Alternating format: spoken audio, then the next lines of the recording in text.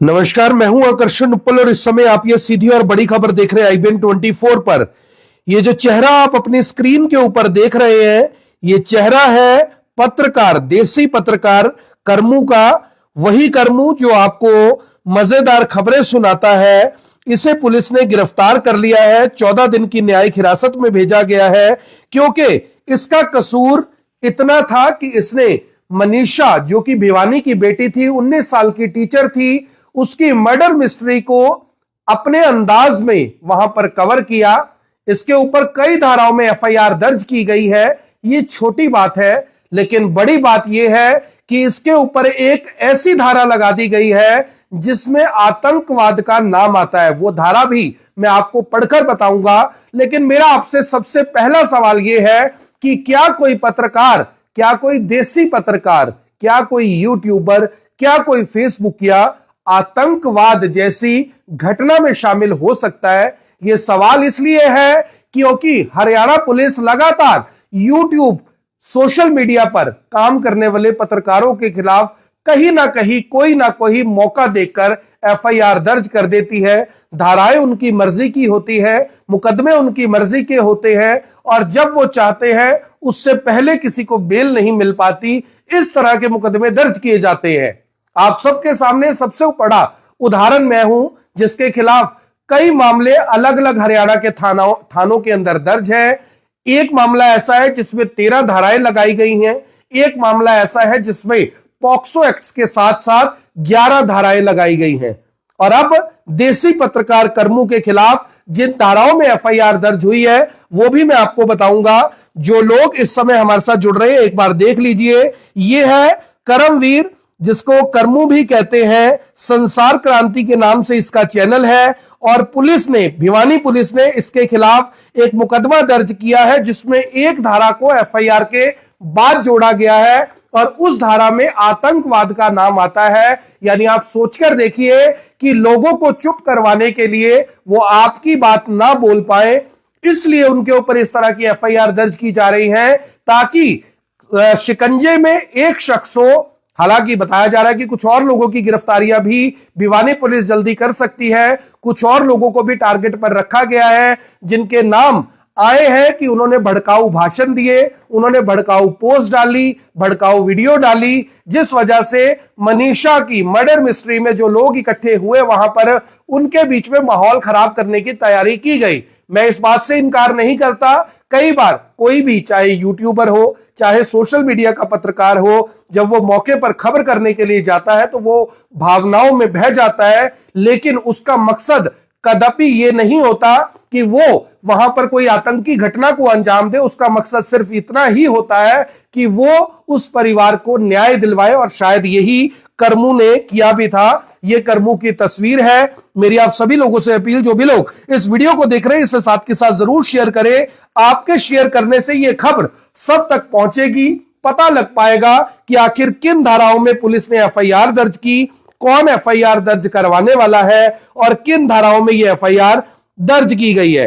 तो सबसे पहले आपको बता दूं कि ये जो FIR दर्ज करवाई गई है, ये FIR दर्ज करवाई गई है सहायक उप निरीक्षक यानी कि ASI संजीत कुमार की तरफ से, जो कि दादरी साइबर सुरक्षा शाखा और सोशल मीडिया जिला भिवानी को देखते हैं, उनकी तरफ से यह FIR दर्ज करवाई गई है। इस FIR का मुकदमा नंबर है 178, जो कि सिविल लाइन थाना भिवानी में दर्ज करवाई गई है। इसमें जो धाराएं लगाई गई हैं उसमें है BNS की धारा 196(1), 223(2), 356(2), 353(2) BNS यानी भारतीय न्याय संहिता, ये धाराएं लगाई गई हैं।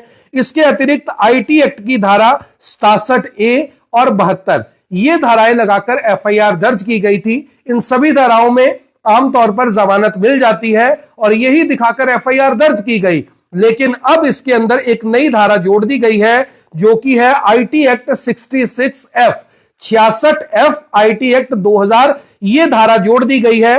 जो लोग मेरे साथ इस समय जुड़ रहे हैं उन्हें मैं बता देता हूं कि इस धारा का मतलब क्या है। IT अधिनियम 2000 की धारा 66F साइबर आतंकवाद से संबंधित है। यह धारा उन कार्यों को परिभाषित करती है जिन्हें साइबर आतंकवाद माना जाता है और इसमें आजीवन कारावास तक की सजा हो सकती है, यानी इसमें जो सजा है वो लाइफ इंप्रिजनमेंट की भी हो सकती है। मैं हाथ जोड़कर माननीय न्यायालय से, हाई कोर्ट से, सुप्रीम कोर्ट से कहना चाहता हूं कि वो तमाम वीडियो देखे जाएं जिन वीडियो को देखकर ये धाराएं लगाई गई हैं, क्योंकि अभी तक सिर्फ करमवीर सिंह उर्फ करमू को ही गिरफ्तार किया गया है। उसी मामले में तुरंत 66F इजाद की गई है, तो यानी कि उसी FIR में करमू के ऊपर यह आरोप है कि उसने साइबर आतंकवाद मचाया वहां पर जाकर, भिवानी में जाकर। और इसमें कहा क्या जाता है, यह भी सुनिए। यह धारा किसी भी व्यक्ति द्वारा साइबर आतंकवाद के कृत्य को परिभाषित करती है। साइबर आतंकवाद के कृत्यों में किसी भी कंप्यूटर प्रणाली या नेटवर्क को नुकसान पहुंचाना या बाधित करना शामिल है, जो राज्य की सुरक्षा, विदेशी संबंधों, सार्वजनिक व्यवस्था, शालीनता या नैतिकता को नुकसान पहुंचा सकता है। साइबर आतंकवाद की बात हो रही है। इस धारा के तहत यदि कोई व्यक्ति साइबर आतंकवाद का अपराध करता है या षड्यंत्र रचता है तो उसे आजीवन कारावास की सजा दी जा सकती है, यानी पूरी उम्र उसे जेल में रखा जा सकता है। इस धारा में यह भी बताया गया है कि किन परिस्थितियों में किसी व्यक्ति को साइबर आतंकवाद का दोषी माना जाएगा, जैसे कि किसी प्रतिबंधित जानकारी या डेटा तक पहुंच प्राप्त करना और उसका उपयोग करना।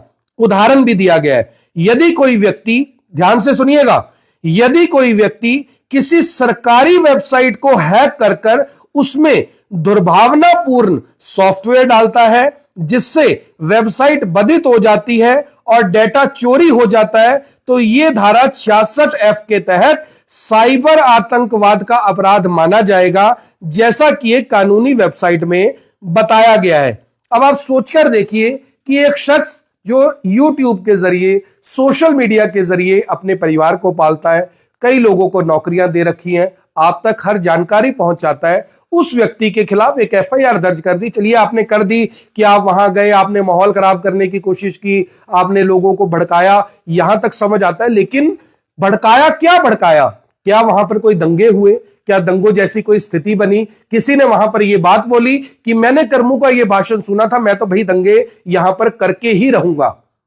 पुलिस की ताकत असीमित है, पुलिस कुछ भी कर सकती है, किसी को भी फंसा सकती है। आप एक गाड़ी पर जा रहे हैं, चेकिंग के दौरान आपकी गाड़ी को चार तरफ से पुलिस वाले घेर लेते हैं, कहते हैं कि गाड़ी की चेकिंग करनी है। आप एक ही पुलिस वाले को फेस कर सकते हैं।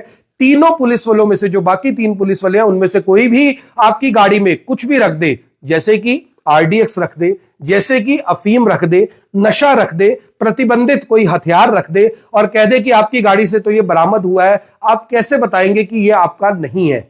आपको मुकदमा दर्ज कर जेल में भेज दिया जाएगा, सालों तक केस लड़ना पड़ेगा, कल को साबित नहीं हो पाएगा और आप बच जाएंगे। ऐसा ही एक केस कुछ महीने पहले उत्तर प्रदेश में हुआ था, जहां पर पुलिस पर यह आरोप था कि पुलिस ने किसी को फंसाने के लिए उसकी गाड़ी में प्रतिबंधित सामान रख दिए। ये तो उसका CCTV फुटेज सामने आ गया तो वो व्यक्ति बच गया, नहीं तो आप सोचकर देखिए कि उसके साथ कितने महीने, कितने साल तक जेल में क्या कुछ होता रहता।